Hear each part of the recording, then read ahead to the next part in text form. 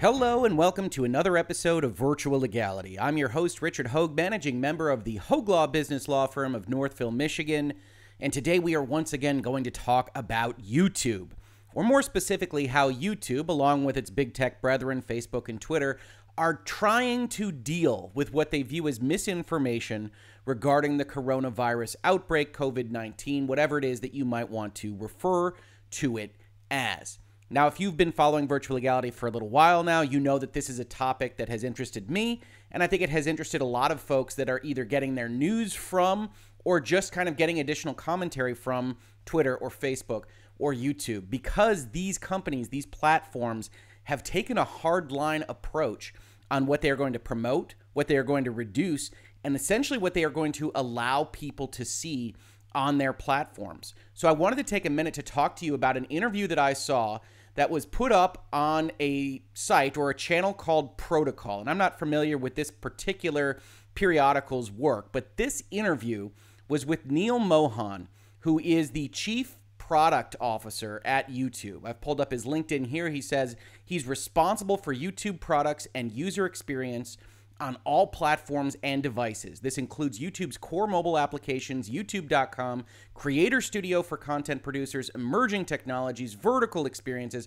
and all the rest of the things that you can generally expect from a high-level vice president or senior officer at a modern tech company.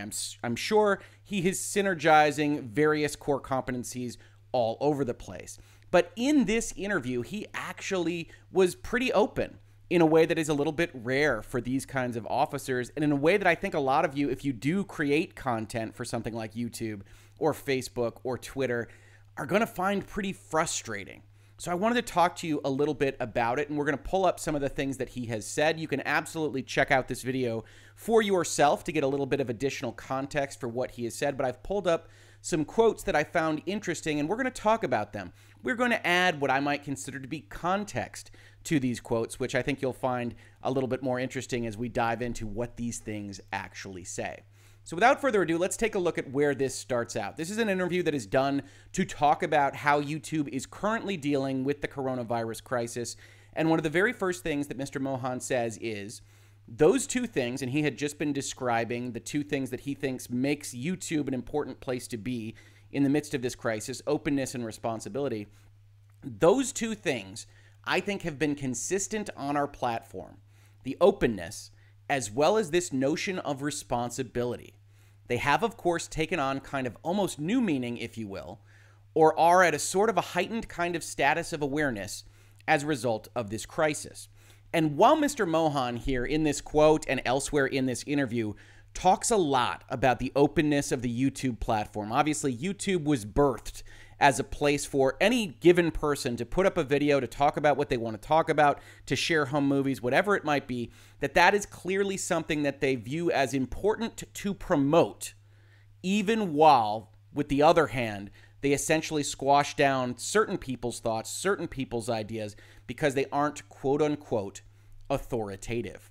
Continuing, and again, I've pulled these quotes out of a pretty long interview, a 35-minute interview, so please do check out that context if you are interested in hearing more. What you are alluding to in response to a question that was about how YouTube is dealing with this with respect to authoritative voices, what you are alluding to, which is raising up authoritative voices on our platform, let me sort of make that very concrete.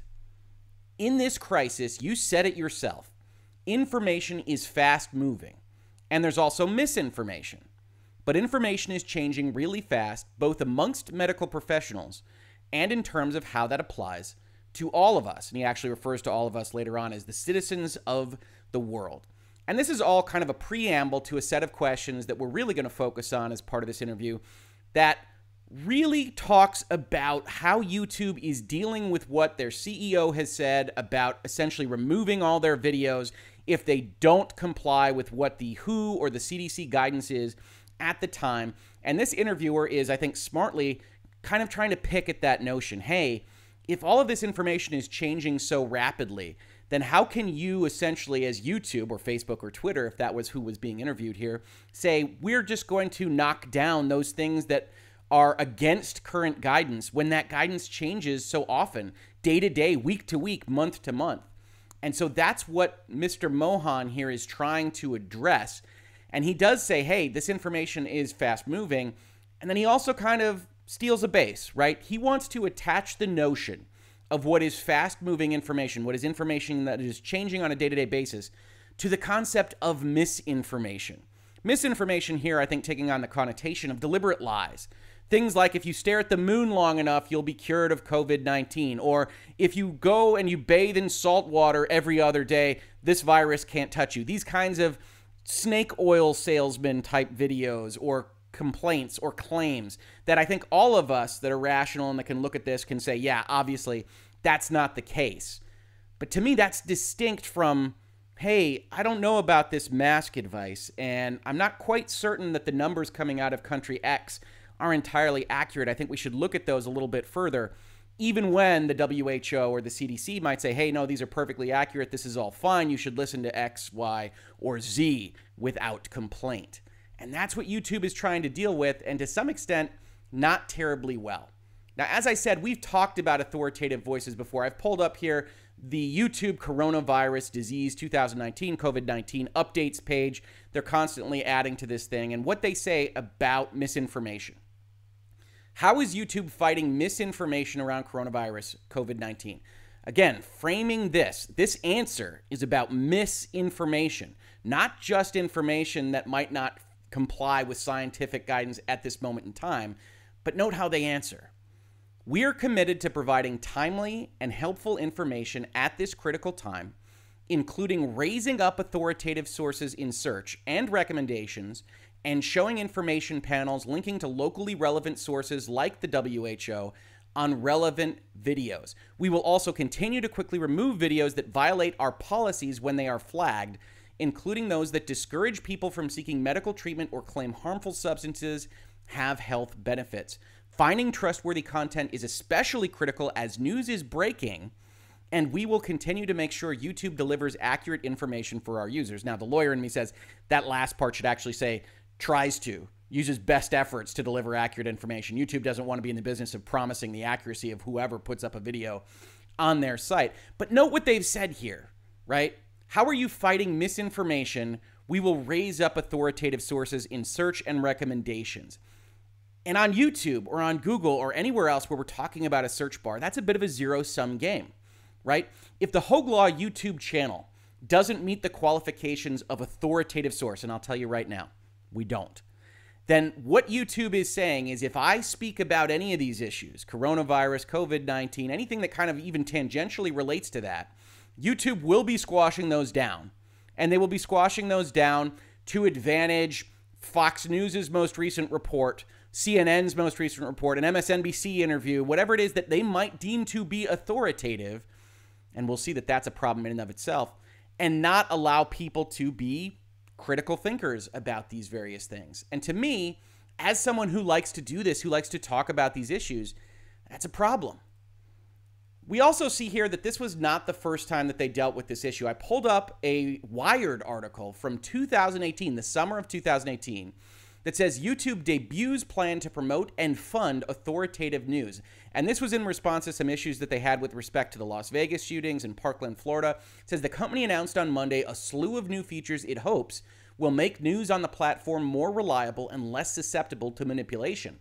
According to YouTube executives, the goal is to identify authoritative news sources, bring those videos to the top of users' feeds, and support quality journalism with tools and funding that will help news organizations more effectively reach their audiences. The challenge, and this challenge continues today, oh yes it does, is deciding what constitutes authority when the public seems more divided than ever on which news sources to trust, or, this is pretty important in and of itself, whether to trust the traditional news industry at all. It's important to note that YouTube is applying the standard only to breaking news and developing stories. For all other videos that users find on YouTube, the recommendation engine will work the old-fashioned way.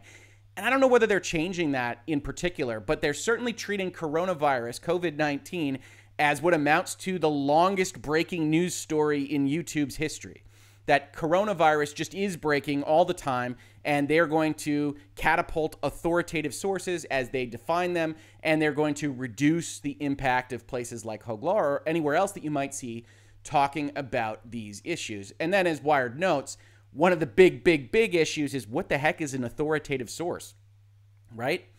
Among the news organizations that YouTube highlighted in the announcement as authoritative were CNN and Fox News, the former routinely rejected by President Trump as fake, and the latter among the least trusted news sources among Democratic voters. And this is only with respect to political kind of concepts, right? Not something as apolitical as a virus. Of course, if you're living in 2020 or watching this video in April of that year, you know that even now, in the midst of a viral outbreak, everything is political. And YouTube and Twitter and Facebook is finding themselves in the middle of these very political fights when, in my opinion, that shouldn't be the case, but nevertheless is. And so we continue with Mr. Mohan's interview. In a fundamental sense, what that means is that when we recommend videos alongside videos that you might be watching, or right below a video that you might be watching on this topic of coronavirus, so he's limiting it specifically to COVID-19 and this ongoing breaking story across YouTube and the rest of the social media infrastructure, we want to make sure that they're coming from authoritative sources. What is an authoritative source? Well, it's a general term that we use to describe news sources that have a history of credibility and relevance in a particular area. But in the case of medical information, we also want to include medical authorities, either your national health authority, the World Health Organization, etc., as places for contextualized, vetted, highly credible information, and we want that to take a prominent place in our recommendations in our search. Said another way, YouTube wants to determine, on its own accord, with whatever list they wind up putting together, what is going to fall under this umbrella of quote-unquote authoritative sourcing, and they want that to be essentially all that people that visit YouTube to talk about these kinds of things wind up seeing.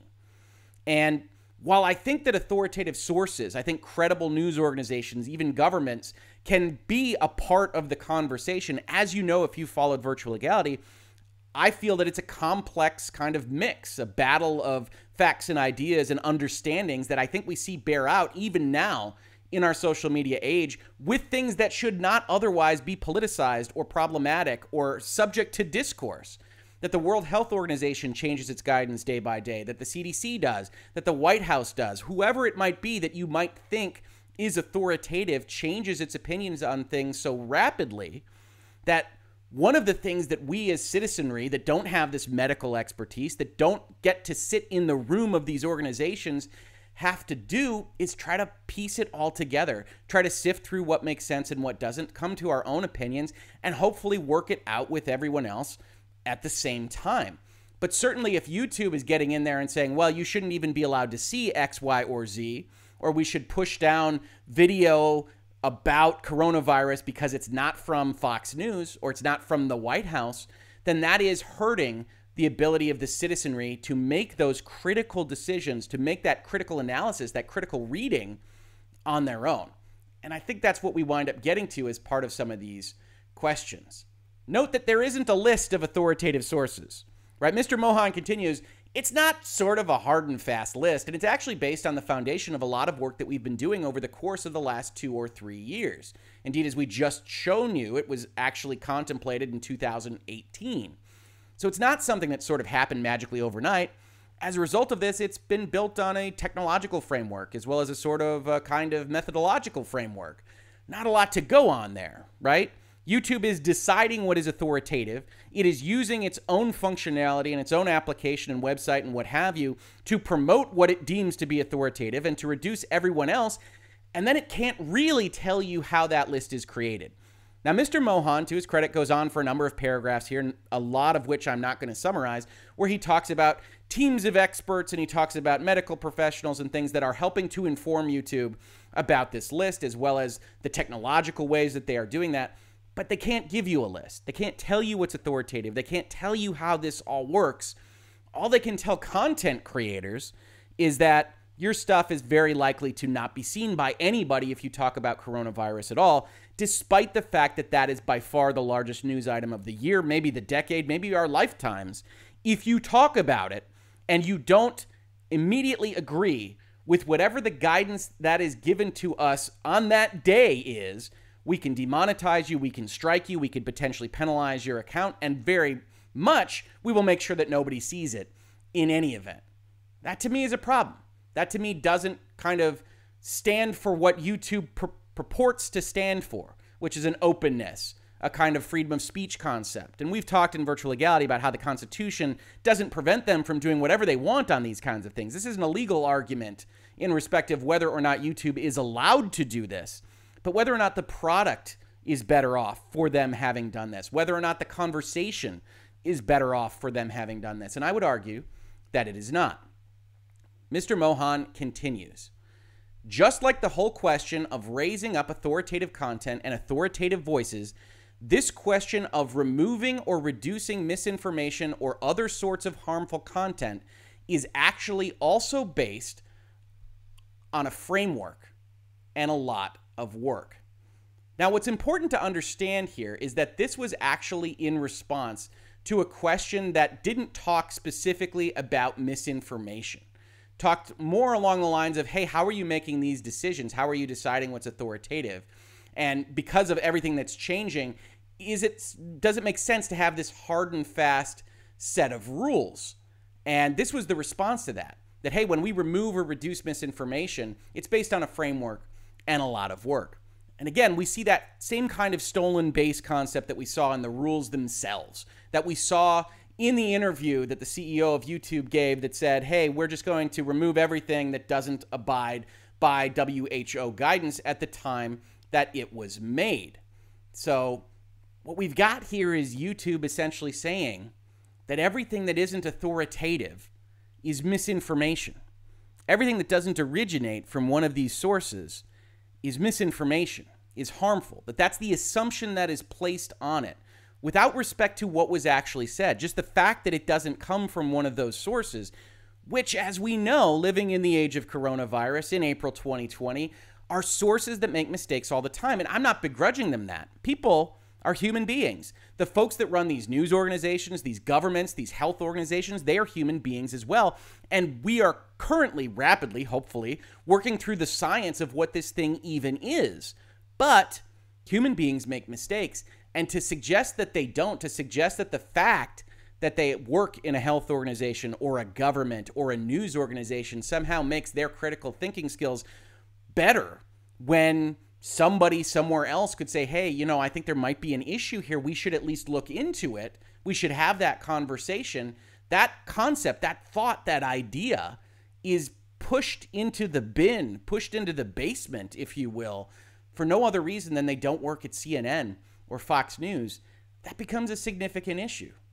And as a matter of fact, we see here, and I've pulled up the wrong one, so you don't, just, we'll get there, that monetization of COVID-19, the coronavirus, is an issue for a lot of people. I've talked about it in this space in Virtual Legality.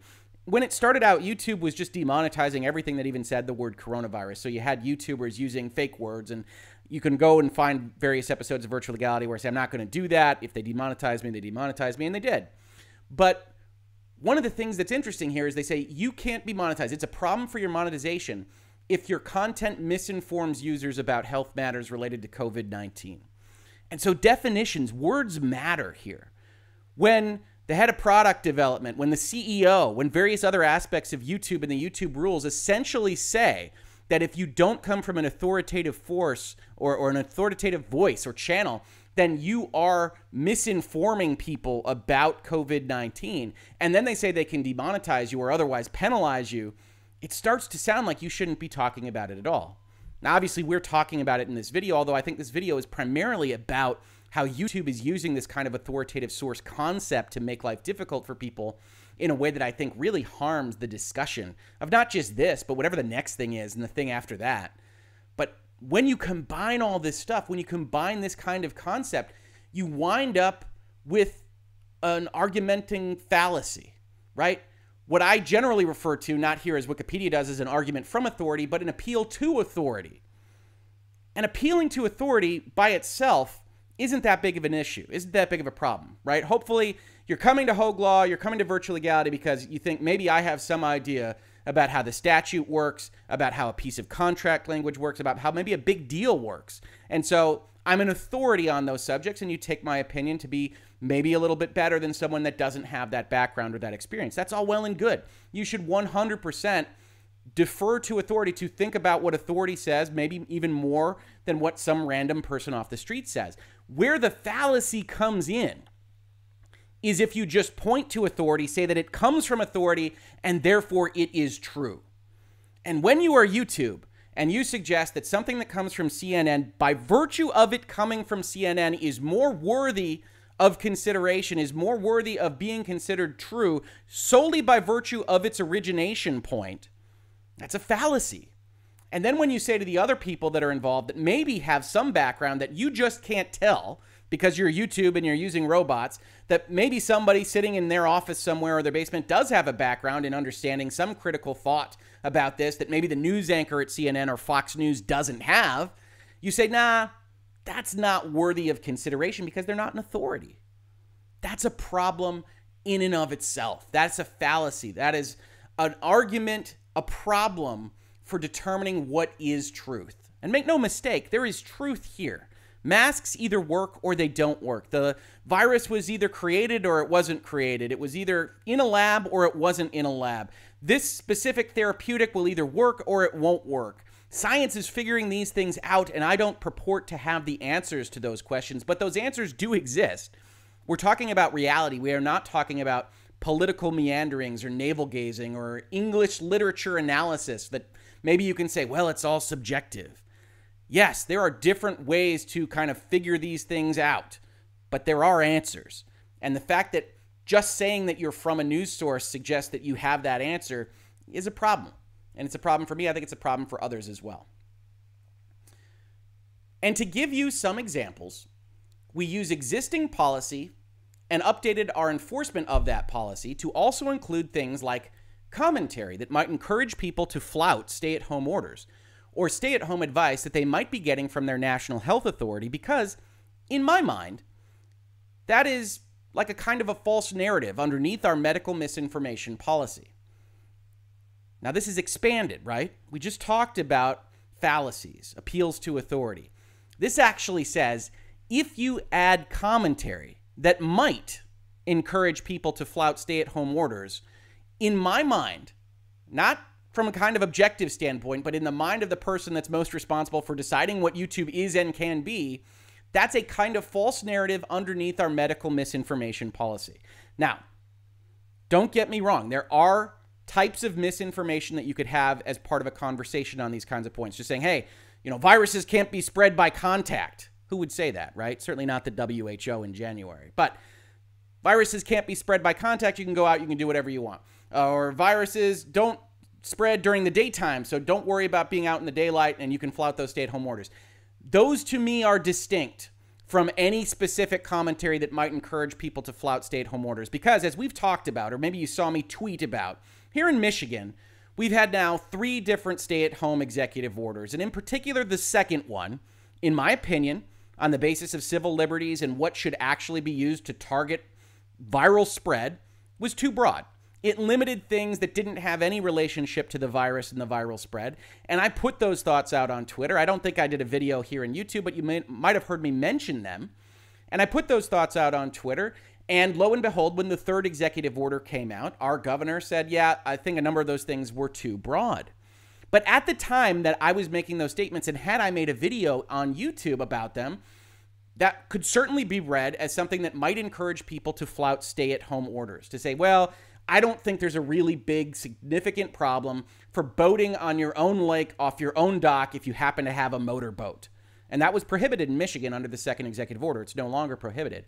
And I would say, hey, I don't really think that's an issue. I don't think you can show that that really contributes to viral spread. And like I said, they took that out of the most current executive order.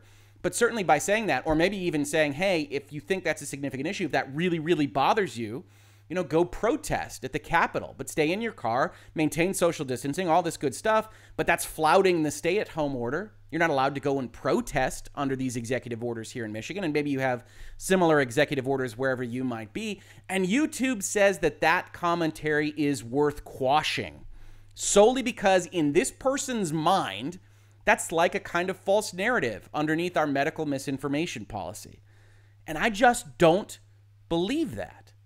And I'm not a medical professional. I'm not an authoritative source in the YouTube universe of the world. However, I do think it's important to have these conversations, to have these voices be heard, and for people to adjudge, hey, you know what, that person with that video, that's a crazy person right there. Or, hey, maybe Hoeg has a point.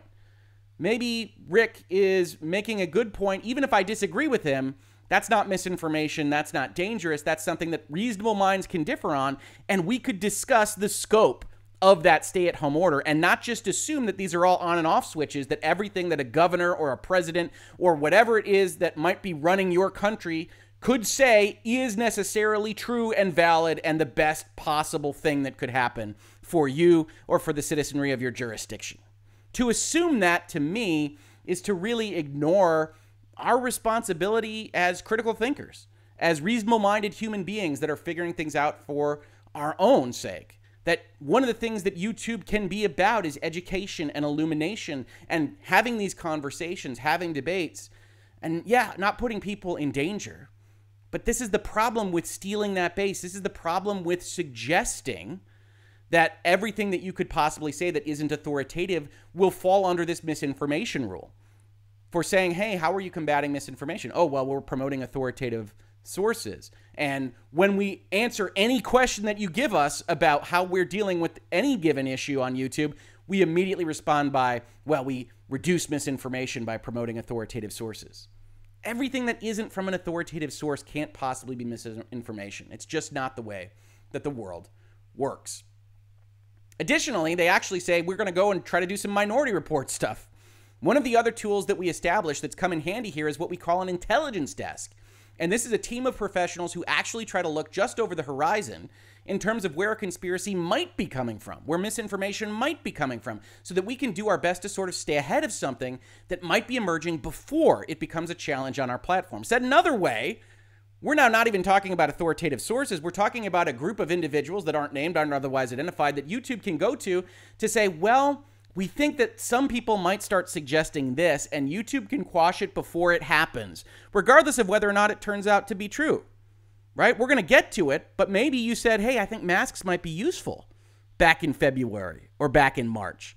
And the CDC and the WHO and everybody else said, nah, masks aren't useful. And you wind up in this kind of situation, right? Is that a conspiracy theory that masks might be useful? I don't think it is. It certainly doesn't appear that way right now. But YouTube, had they been operating on this kind of structure back then, would have had the authority and probably did quash some people's thoughts on masks, quash some people's videos on whether the CDC or the WHO was being stupid, certainly quash some videos about how the WHO interacts with China and other jurisdictions. And now what we have here is we have a description of a set of people somewhere in a room, top men and women, that are deciding what will be conspiratorial before it happens. I mean, my goodness. That seems like the anathema of openness. Continuing. So this was in response to a specific question that, again, I want to give credit to the interviewer here, that was asked about with respect to masks.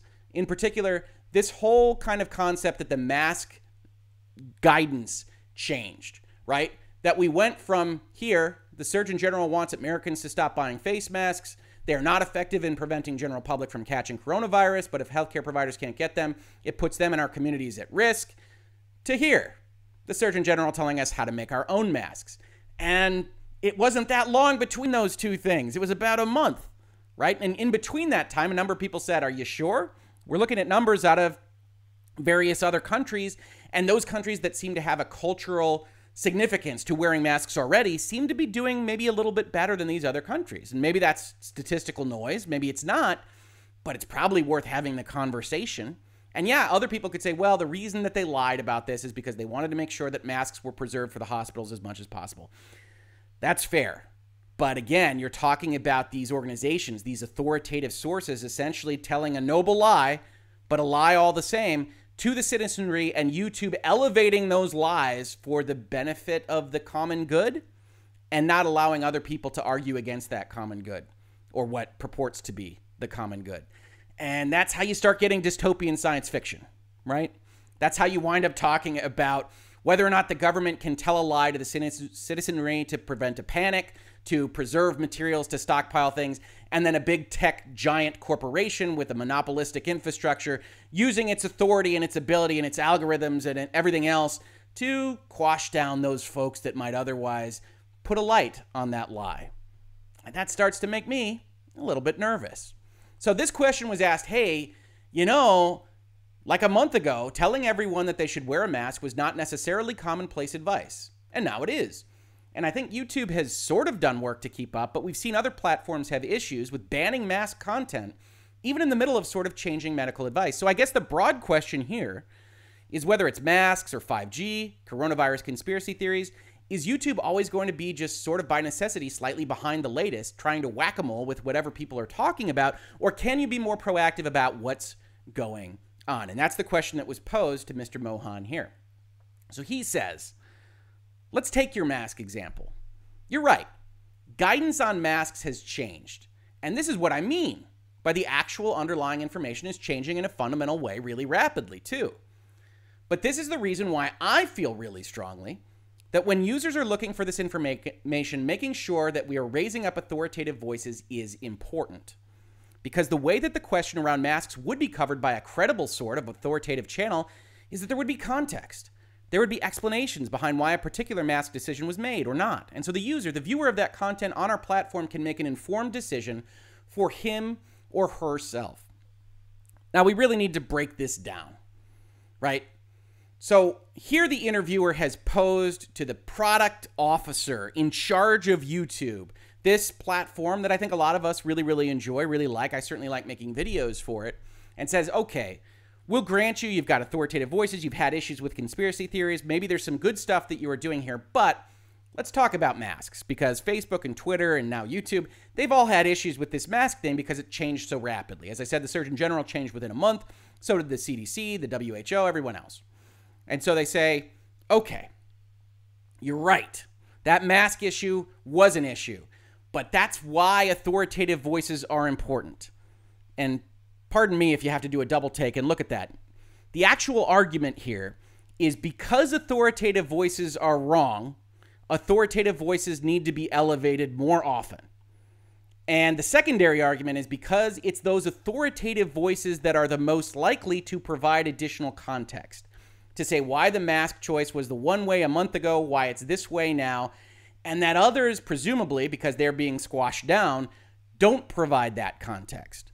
Now, please do leave a comment to this video if you think that Virtual Legality or the Hoeg Law YouTube channel has ever lacked in context. I think my thumbs are sore from all the typing that I wind up doing to link every single source in the description and hopefully to tell you people to find other sources as well and to bring them to my attention in the comments if there are other things that are useful to the conversation that I might have missed, right? Just like CNN or MSNBC or Fox News or the White House or whoever, I'm a human being as well. And the internet is a broad and vast place, so I can't find everything, but I think I do a pretty good job of providing the context that hopefully you need to have these conversations. But I'm definitely not authoritative. I'm definitely not on whatever magic list YouTube is using to give people hundreds of thousands, if not millions of views. And because of that, the argument here is very, very frustrating to someone like me. To someone like me who says, well, you know, that mask information would appear to be a noble lie from a month ago. It doesn't appear to be matching up with some of the information we are getting just in terms of raw data. And it wouldn't surprise me if they wind up saying that masks are useful. And then, of course, to advance that ball even further down the field, to have the governments mandate masks, as they are mandated in California, and now here in my home Michigan, and New York, I believe, also has a mask mandate. And so when you get this answer, you can really feel the kind of fraudulence or the fallacy in its own making, in its own logic. The fact that things are changing means that we need to elevate authoritative sources even more. And note again the language used here. He's speaking on his own and not specifically as YouTube, but YouTube is a platform predicated on its openness. Presumably not any one individual should be feeling really strongly about cutting off other voices to advantage specific ones of their own design and that they can't list for us in interviews like this. But here we go. This is the answer that they want to provide. When things change, when authoritative channels are wrong, then we need to continue to promote them. The answer was not enough authority, even though the voices, the channels, the sources that we might have otherwise quashed were the ones saying, hey, I'm not sure that's quite right. It was a good thing that we quashed them, and it's a good thing that we are promoting these same authoritative voices when the story changes, because they'll mention that the story changed. Now, I don't know about you, but I do read the news, I do watch the news. I don't find these quote-unquote authoritative voices to be terribly good at explaining the changes that have happened to whatever the story is. You do get a lot of snippets, you do get a lot of headline items about what the story is now, but I don't find that you get a lot of context, especially since we're oftentimes talking about news channels and organizations that have a limited amount of ink, that have a limited amount of screen time, when, as so many people complain about in the comments to my videos, I don't have a time limit. Some people come in and say, hey, you go too long. I say, hey, a lot of people say that I sound pretty good at 1.5 times, so try that out.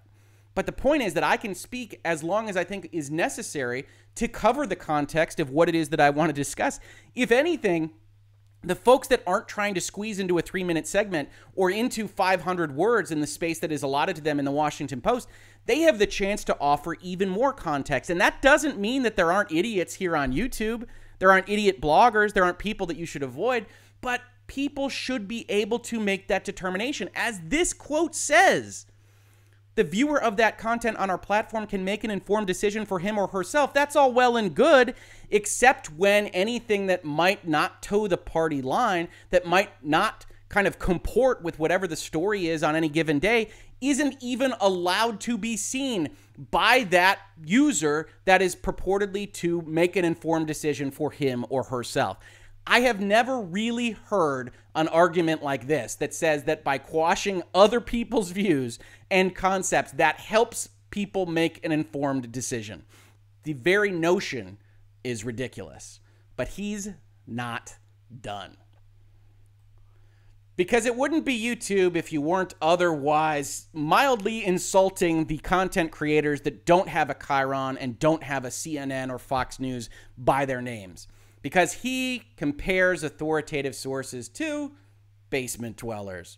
As opposed to, it's somebody espousing their opinions about a mask, in their basement. One fun fact here I did note while I was kind of transcribing this video. When he thinks he's on thin ice, in my opinion, obviously, just context, he winds up saying more often. I've actually scrubbed a number of them from this transcript. But as you can see here in this sentence, he uses it twice in about 10 words. He doesn't really love that he's going down this road of calling his content creators basement-dwelling opinion espousers, right? Authoritative sources from CNN, the Washington Post, Fox News, wherever else you might find yourself, they know what's going on, even if they have to change their story every day. But that's as opposed to somebody espousing their opinions, in their basement. Because the alternative is coming from an authoritative channel, a news source, a medical professional. And if that's the case, we think, we're not sure, we'll throw in a we think here, there's going to be some context that's provided around the question of masks. And even if that guidance changes, it will be reflected in sort of how an authoritative voice talks about it. That's right. Not only are we basement-dwelling opinion espousers here at Hoeg Law, although it should be noted that we don't tape these in my basement. It's worth noting. But we also are essentially worse than authoritative channels because we don't provide context, and an authoritative channel will have the changes properly reflected in how they talk about issue X, Y, or Z.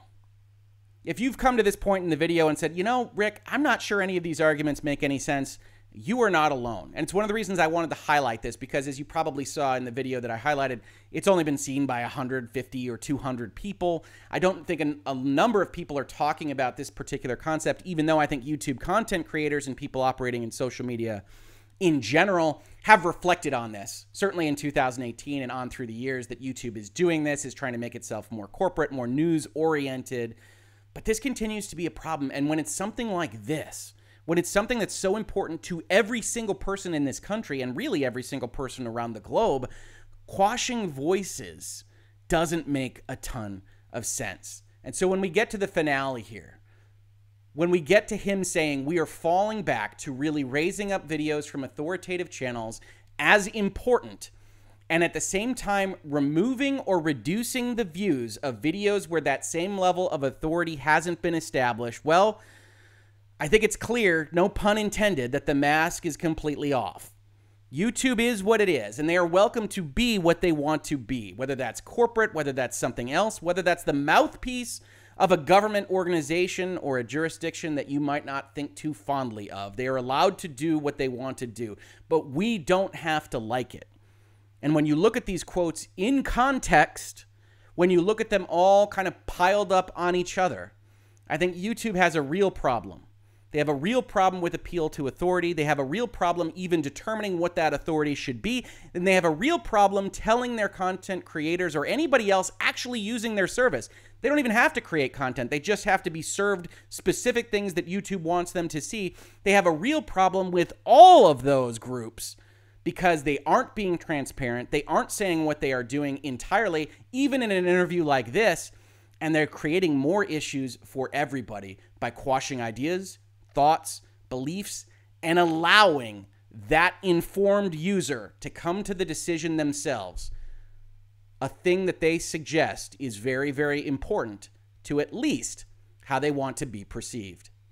This has been Virtual Legality for today. If you enjoyed this video, please like, subscribe, ring bells, hit all, do whatever else is necessary to continue to get notifications of these videos as they go up. There's also a podcast version of this if you prefer to listen. I usually say on your commute or something along those lines, but I don't think a lot of us are experiencing that right now. We talk about this kind of thing a lot. We've talked a lot about social media, Facebook, Twitter, YouTube in the past, certainly in the last couple of weeks. We also talk about things about pop culture, business and law, things like the Star Wars Day hashtag that became such a issue yesterday on Twitter, or Fortnite, video games, movies, television in general.